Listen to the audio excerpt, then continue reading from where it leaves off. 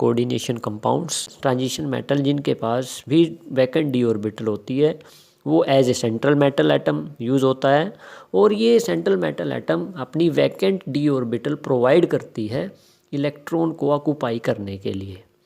और in central metal के साथ जो भी आयंस और न्यूट्रल मॉलिक्यूल जुड़े होते हैं उनको बोला जाता है बेटा लिगेंड्स। सेंट्रल मेटल एटम और लिगेंड्स के बीच में जो बॉन्ड बनता है उसको बोला जाता है कोऑर्डिनेशन बॉन्ड।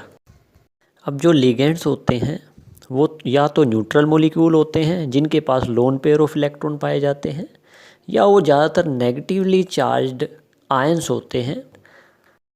अब कुछ टर्म्स जो कोऑर्डिनेशन कंपाउंड्स में यूज़ होती हैं उनको डिस्कस कर लेते हैं। तो सबसे पहली हमारी टर्म है coordination entity. It constitute a central metal atom और ions bonded with fix number of ligands. अब इसके अंदर होगा क्या कि सेंट्रल मेटल एटम और उसके साथ जितने लिगेंड्स लगे हुए हैं उनको हम एक ब्रैकेट में लिखते हैं और उनके ऊपर जो भी चार्ज होता है वो भी लिखा जाता है, तो उसको हम बोलते हैं कोऑर्डिनेशन एंटिटी। तो कोऑर्डिनेशन एंटिटी का एग्जांपल आपके सामने, जिसमें सेंट्रल मेटल हैज़ कोबाल्ट और क्लोरीन और अमोनिया एज ए लिगेंड लगे हुए हैं, तो इनको हमने क्या किया, एक स्क्वायर ब्रैकेट के अंदर लिख दिया, तो इसको हम बोलते हैं कोऑर्डिनेशन एंटिटी। सेकेंड पार्ट है लिगेंड्स। जैसा कि हम पहले पढ़ चुके हैं कि जो हमारी सेंट्रल मेटल है उसके साथ फिक्स नंबर ऑफ आयंस और न्यूट्रल मॉलिक्यूल्स बाइंड होते हैं, तो उनको हम बोलते हैं लिगेंड्स। अब टाइप ऑफ लिगेंड्स पढ़ लेते हैं। तो सबसे पहला है यूनिडेंटेट। इसका मतलब होता है कि जो आप लोगों के लिगेंड्स हैं वो बाइंड करेंगे सेंट्रल मेटल के साथ थ्रू सिंगल डोनर एटम, मतलब उनके पास सिर्फ एक ही डोनर एटम होता है, जैसे Cl negative, Br negative, H2O, NH3। ये ऐसे लिगेंड्स हैं जिनके पास एक ही लिगेंड होता है, डोनर एटम जो है एक ही होता है, तो उनको हम बोलते हैं यूनिडेंटेट। सेकेंड टाइप है डाईडेंटेट, कि जब आप लोगों के लिगेंड्स के पास टू डोनर एटम होते हैं to bind with central metal atom, कि जब आपका ligand can bind through two donor atom to the central metal atom is called didentate ligand. तो इसका एग्जांपल आपके सामने है इथेन 1,2 डाईएमाइन। और इसमें आप लोगों को देख रहे हैं इसके पास 2 नाइट्रोजन एटम्स हैं जिसके साथ ये 2 पोजीशन से बाइंड कर सकता है, तो इसको हम बोलते हैं डाईडेंटेट लिगेंड। तो अदर एग्जांपल है आप लोगों के सामने ऑक्ज़ालेटो C2O4 2 नेगेटिव। इसके पास 2 ऑक्सीजन एटम होते हैं जिससे ये 2 जगह से बाइंड कर सकता है 2 पोजीशन से, तो इसके लिए इसको भी बोला जाता है डाईडेंटेट लिगेंड। तो आप लोगों के पास ये जो 2 एग्जांपल लिए हैं बहुत इंपॉर्टेंट हैं। फर्स्ट है इथेन 1,2 डाईएमाइन और सेकंड ऑक्ज़ालेटो। नेक्स्ट टाइप है पॉलीडेंटेट लिगेंड्स। इसमें क्या होता है कि जो आपका लिगेंड है वो सेंट्रल मेटल के साथ सेवरल पोजीशन से बाइंड कर सकता है। तो इसका एग्जांपल है बेटा EDTA, पूरा नाम इथाइलिन डाईएमाइन टेट्रा एसीटेट। तो इसमें 4 ऑक्सीजन और 2 nitrogen as a donor atom होते हैं जिनसे ये बाइंड कर सकता है, तो टोटल 6 पोजीशन से ये बाइंड कर सकता है, तो इसलिए इसको बोलते हैं पॉलीडेंटेट लिगेंड। आगे पढ़ते हैं चिलेट लिगेंड्स और चिलेट कॉम्प्लेक्स।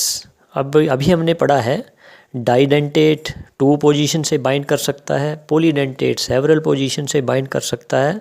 तो ये डाईडेंटेट या पॉलीडेंटेट लिगेंड्स मान लिया एक साथ 2 और मोर पोजीशन से बाइंड कर जाएं तो उसको हम चिलेट लिगेंड बोलेंगे, और जो कॉम्प्लेक्स बनेगा उसको बोला जाता है चिलेट कॉम्प्लेक्स। अगला टाइप ऑफ लिगेंड्स है एम्बीडेंटेट लिगेंड।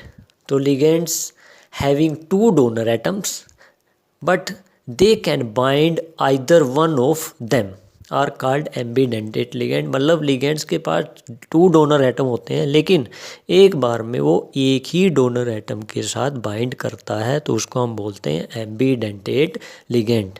तो इसका एग्जांपल है जैसे आप लोगों के सामने nitro NO2 negative, it can bind through nitrogen और ऑक्सीजन। और सेकंड एग्जांपल है आपके सामने HCN नेगेटिव, या इसको हम बोलते हैं thiocyanate. It can bind through sulphur और नाइट्रोजन। तो these are called ambidentate ligand. अगली टर्म जो कोऑर्डिनेशन कंपाउंड में यूज़ होती है वो है कोऑर्डिनेशन नंबर। मतलब number of ligands donor atom attached with central metal atom is called coordination number. मतलब सेंट्रल मेटल के साथ कितने डोनर एटम जुड़े हुए हैं, they are called coordination number. अब ये कोऑर्डिनेशन नंबर 4 भी हो सकता है, कोऑर्डिनेशन नंबर 6 भी हो सकता है।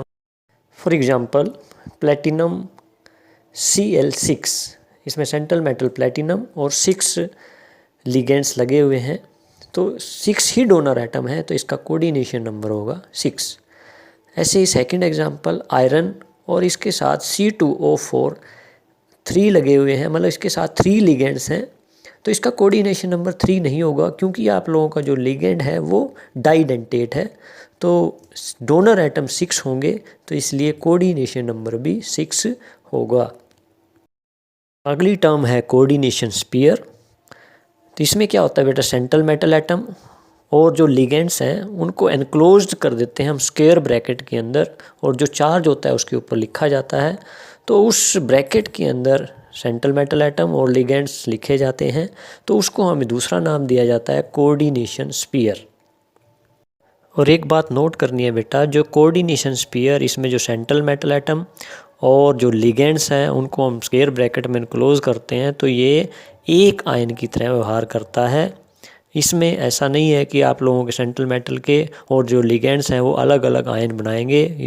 एग्जांपल आपके सामने है K4FeCN6, और हमने इसको स्क्वायर ब्रैकेट में रखा है, तो K4 आयन अलग बनेंगे, मतलब पोटाशियम आयन अलग बनेंगे, और जो सेकंड आयन जो नेगेटिव आयन बनेगा वो बनेगा FeCN6, और ये स्क्वायर ब्रैकेट के अंदर जो पूरा लिखा गया है एक कॉम्प्लेक्स आयन बनता है, और इसको ही हम बोलते हैं कोऑर्डिनेशन स्पीयर। अगली टर्म जो यूज़ होती है वो है कोऑर्डिनेशन पॉलीहेड्रोन। अब कोऑर्डिनेशन पॉलीहेड्रोन क्या होता है कि जो आप लोगों के लिगेंड्स हैं वो सेंट्रल मेटल के चारों ओर अरेंज होते हैं, तो जो भी उनकी स्पेशल अरेंजमेंट होती है लिगेंड्स की सेंट्रल मेटल के चारों ओर, उसको बोला जाता है कोऑर्डिनेशन पॉलीहेड्रोन।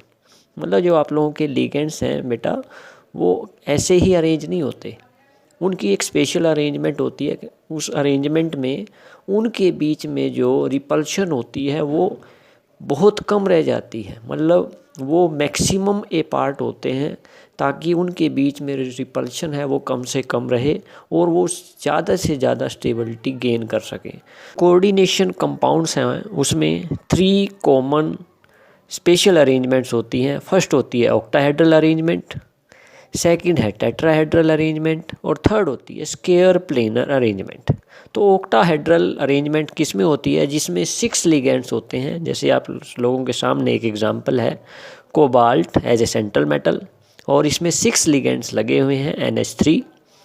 तो इसकी जो अरेंजमेंट है वो है ऑक्टाहेड्रल अरेंजमेंट।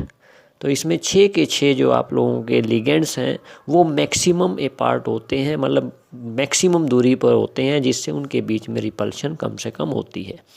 अब अगली अरेंजमेंट जो है हमारी टेट्राहेड्रल अरेंजमेंट, इसमें हमारे 4 लिगेंड्स होते हैं और ये टेट्राहेड्रली अरेंज होते हैं। जैसे हमारे आप लोगों के सामने एग्जांपल है निकल, और ये कार्बोनिल जो आप लोगों का लिगेंड है वो टेट्राहेड्रल पोजीशन पर है। अगली अरेंजमेंट है हमारी स्क्वायर प्लेनर। तो स्क्वायर प्लेनर में अब कैसे अरेंज होते हैं, वो एक स्क्वायर की फॉर्म में अरेंज होते हैं, जैसा कि हमने फिगर में दिखाया है।